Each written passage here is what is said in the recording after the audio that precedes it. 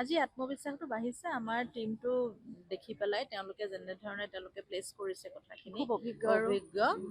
গোটেই সকলো আৰু সেইটোৱে আমাকো আত্মবিশ্বাসটো আনি দিছে আৰু আমি আশা কৰিছোঁ আগলৈ আৰু ভালকে আমি যুঁজিব পাৰিম তেওঁলোকৰ সহায়ত আমি আৰু ভালকে যুঁজিব পাৰিম বহুতে ক'ব খোজে যিসকল অভিযুক্ত তেওঁলোক অতি ডাঙৰ মানুহ অসমৰ প্ৰভাৱশালী মানুহ তেওঁলোকৰ বিৰুদ্ধে যুঁজিবৰ কাৰণে আপোনালোকে নিশ্চয় মনোবল বৃদ্ধি হৈ থাকিব শক্তিশালী হৈ থাকিব লাগিব আপোনালোক সকলো আমাৰ লগত থাকিব লাগিব ডাঙৰ সৰু কথা নাই কথা হৈছে যুক্তি আৰু সত্য দোষী আমি যিহেতু সত্যত আছো সঁচা যুক্তিত আছো গতিকে জয় আমাৰ হ'ব জাষ্টিচ আমি পাম আপোনালোক সকলো আমাৰ লগত আছে সেইটো আমাৰ বিশ্বাস অসমৰ ৰাইজ আমাৰ লগত আছে সেইটো বিশ্বাস গতিকে আমাৰ শক্তি তেওঁলোকতকৈ বহুত বেছি ডাঙৰ সৰু কথা নাই সত্য সদায় সত্যৰে জয় হ'ব আৰু যিটো শুদ্ধ সেইটোৱে প্ৰতিষ্ঠা হ'ব সেইটোৱে নাই প্ৰতিষ্ঠা হ'ব এটা কথা সুধিব বিচাৰিছিলো মই বাইদেউকো সুধিছো মানে এই গোটেই বিষয়টো আপোনালোকে যেনেকে লাগি আছে আমিও দেখিছো আপোনালোকে আগৰ পৰা বড়ো যেনেকে লাগি আছে আমিও দেখিছো তাৰে মাজতে দেখা গৈছে সামাজিক মাধ্যমত একাংশই ক'ব বিচাৰে ছিংগাপুৰত আপোনালোকে সহায় নকৰিলে বা তেনেকুৱা কৰিলে অকণমান বিষয়টো ৰাইজক স্পষ্ট কৰি দিলে ভাল হয় যে প্ৰথমৰ পৰাই যেতিয়াই তেওঁলোকে পষ্টমৰ্টেম ৰিপৰ্টটো পঠিয়াব বিচাৰিছিলে মোক তেতিয়াই সুধিছে যে আপোনালোকক পাৰ্চনেলি পঠিয়াব পৰা ব্যক্তিগতভাৱে পঠিয়াব পৰা কিবা বিষয় আছে কিন্তু সকলোবোৰ কথা আমি মানে চৰকাৰৰ যোগেদি হোৱাটো বিচাৰিছিলোঁ গতিকে হাই কমিশ্যনৰ যোগেদিয়ে আমি সেই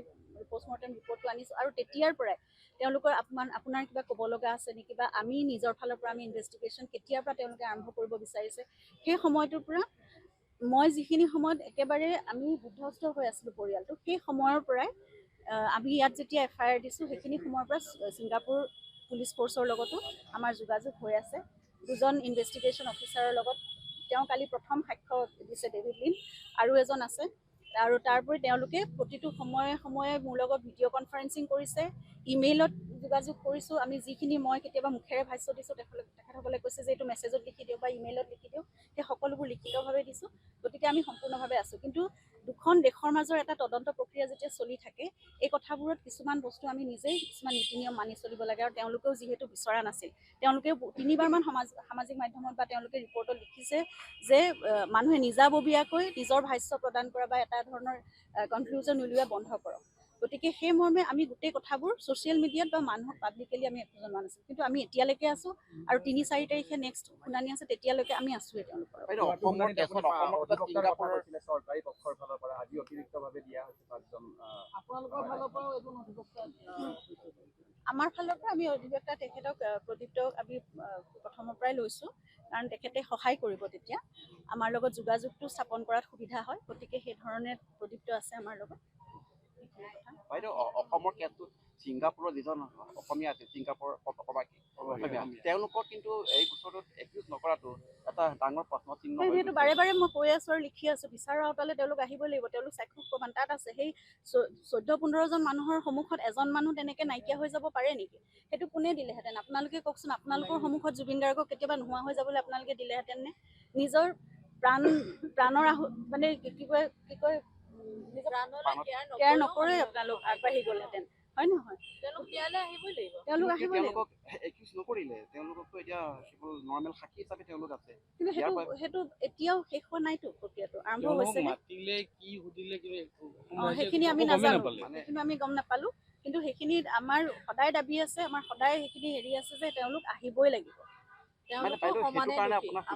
আমাৰ চকুত তেওঁলোক এই ইয়াতখনত থকা প্ৰতিজনেই সমানেই দোষী আৰু তেওঁলোকে প্ৰতিটো বস্তু দেখিছে তেওঁলোকে বহুত অৱহেলা কৰিছে আওকাণ কৰিছে জুবিনৰ ট্ৰিটমেণ্টলৈকে আওকাণ কৰিছে আৰু এই কথাবোৰ মই ছ'চিয়েল মিডিয়াত বহুত দীঘলকৈ মই লিখিছোঁ চাৰ্জশ্বিটখন পঢ়াৰ পিছত তাত লিখা আছে যে ৭৫ মিনিট অৱহেলিত হৈ জুবিন গাৰ্গ পৰি থাকিলে তেওঁক পানীত বমি কৰা তেওঁলোকে দেখিছে মুখেৰে ফেন ওলোৱা দেখিছে তাৰপিছতো নৰ্মেল গেষ্ট্ৰিক বুলি কৈ সিদ্ধাৰ্থ শৰ্মাই কথা কোৱাৰ পিছত তেওঁলোক সাধাৰণভাৱে তেওঁলোকো কেনেকৈ ৰৈ থাকিলে এজনৰ ভাষ্যত আছে তেওঁৰ চিজাৰ এটেক হয়তো আহিছে দাঁতে লাগিছে তাৰ মুখৰ ভিতৰত এডাল চামুচৰ নিচিনাকৈ টং এডাল ভৰাই দিছে গতিকে এই গোটেই কথাবোৰত তেওঁলোক সকলো জড়িত হৈ আছে আৰু তেওঁলোকে কৈ আছে